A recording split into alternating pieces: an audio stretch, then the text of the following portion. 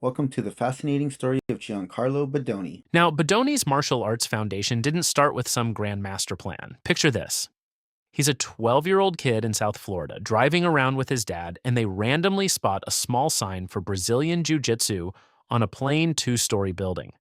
They walk in, and who do they meet? None other than Rillion Gracie. Working through a massive language barrier, Gracie literally just pulls up YouTube on a computer and shows them videos of his family fighting. A few minutes later, they're upstairs on these unpadded, cheap green puzzle mats, zero wall protection, getting a totally impromptu lesson on the absolute basics. You know, how to shrimp and forward roll. But that raw, bare bones introduction, it sparked an obsession that would consume his entire life. Bodoni's lineage is basically a perfect map of his evolution. He spent his formative years under Rillion Gracie building that classic foundation. Then, to really dial in his competitive edge, he trained under the legendary Lucas Lepri, who awarded him his black belt in 2020 and helped him develop that suffocating, pressure-passing style. But as we all know, the sport evolved. Bodoni realized his game needed a massive software update, and that led to his final and easily most dangerous iteration under Danaher and the New Wave team in Austin, Texas. Part 1. The Abyss. Embracing the Nomadic Struggle. Before the gold medals, Bodoni had to walk through absolute fire. Unlike those prodigies with massive sponsorships, he essentially had zero safety net. He chose this brutally nomadic path, literally living out of a suitcase just to chase the best training rooms in the country. The physical and emotional toll was staggering. We're talking years of couch surfing combined with extreme financial struggles.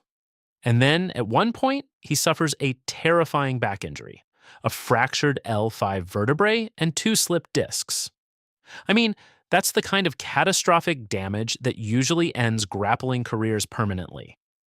Add to that some truly devastating competitive hurdles, like losing in the very first round of the World Championships by a single tiny advantage point. The crucial point is, most people would just quit. But Bodoni?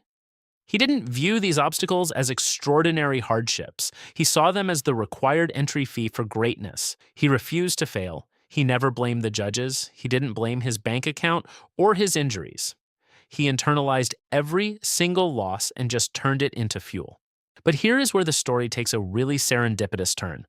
Bernardo Faria's academy happened to be the filming hub for BJJ fanatics. And who came up there to film? John Danaher and Gordon Ryan. Bodoni sees the opportunity, basically befriending them by stepping in as their uke, the training partner who physically receives the technique during the demonstrations. Think about that for a second. He was physically feeling the mechanics of Danaher's revolutionary no-gi systems firsthand. He was literally the canvas they were painting their techniques on, absorbing all their philosophies by proximity. Section 2. The Mentor and the Shift. By late 2020, Bodoni had his black belt and a secure job teaching in Boston, but the professional grappling scene was shifting dramatically toward no-gi, which heavily features complex leg lock submissions. Despite his elite top pressure, Bodoni kept entering no-gi tournaments and losing to these leg locks. So when John Danaher moved down to Austin, Texas, and the famed Danaher Death Squad reorganized as New Wave Jiu-Jitsu, Gordon Ryan formally extended an invitation for Bodoni to come and train with them full-time. Bodoni didn't hesitate. He left his secure teaching job in Boston, packed up his entire life, and drove across the country. He actually arrived in Austin on his birthday in 2021, and the payoff was almost instantaneous. Just about 5 weeks after immersing himself in Danaher's room, he went out and won the ADCC East Coast Trials. Reflecting on it, Bodoni mentioned having to decide whether the risk of leaving was worth it. Obviously, he decided it was, did it, and hasn't looked back since. This highlights the tremendous professional and personal courage required to completely reinvent his career. It is terrifying to leave a stable paycheck and a highly respected position to become a student again. Section 3. The System. You might imagine the New Wave training room to be this absolute bloodbath of intensity, right? A grueling survival of the fittest. But in reality, it's a surprisingly laid-back triumph of deliberate scientific practice over mindless brawling. Every single day is a highly purposeful 2-hour session. It starts with 45 minutes of pure drilling to hardwire mechanics. Then it moves to positional sparring from specific scenarios to test those mechanics under actual resistance. Finally, it ends with full ADCC style standing rounds to simulate real competition. There's no wasted energy here, just a precise pattern totally dictated by Danaher. Bodoni actively warns grapplers against over-specializing in traditional heavyweight lifting and relying purely on muscle. His mantra? Physical attributes should complement your technique, never replace it. Because if you rely on just being the strongest person in the room, eventually you're going to step onto the mat with someone who has superior technical mastery, and you will be systematically outsmarted and dismantled. Section 4. The Mindset of a Champion. The ultimate psychological breakthrough that made Bodoni truly unstoppable was a complete paradigm shift regarding competitive anxiety. He realized that obsessing over the result, thinking, "I need this gold medal," actually creates fear. It makes you hesitate because you're terrified of losing the outcome. Focusing on performance, however, is asking, what are my actionable steps right now? Where do my hands go? How do I pass this guard? Focusing purely on performance guarantees the right actions, and those actions naturally produce the winning results. This mindset fully crystallized after a truly heartbreaking moment back when he was a brown belt. Bodoni dominated a world championship tournament, only to lose a razor-thin match in the finals. He was devastated. But a friend looked at him and said, "This is your new baseline." Wow. That concept changed his life. He established a psychological floor. From that day on, he expected to reach the finals every single time he competed.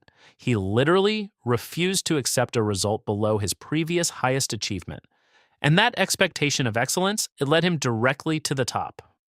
Giancarlo Bodoni didn't just win the ADCC World Championship once. No way. He shocked the grappling world by taking gold in 2022 and then returned to do it all over again in 2024, armed with an incredibly lethal back triangle submission game and an unshakable mindset. His rise is a testament to the fact that greatness isn't always given early. Sometimes it has to be meticulously built. He's now signed to one championship, ready to test his baseline on a massive global stage. Bodoni experienced massive transformations in such a short amount of time. Just listen to what John Danaher and Gordon Ryan have to say about him. Danaher claims that in exactly 1 year of training at New Wave Jiu-Jitsu, Bodoni completely reinvented himself. He transformed his previous nemesis, leg locks, into a strong point of his game. Danaher frequently uses Bodoni's story as a philosophical example, stating, "You are never a finished story. You are never a final product." Gordon Ryan considers Bodoni to be super tough and a critical component of his own success as a training partner. Ryan has identified Bodoni as a candidate capable of winning ADCC absolute titles and eventually dominating people in the way Ryan himself has. Bodoni's teammate and mentor Gordon was pivotal in helping Bodoni improve so quickly, and he had an interesting journey as well. If you want to learn more about Gordon and the struggles that he dealt with, then click the video on the screen right now to get the entire story.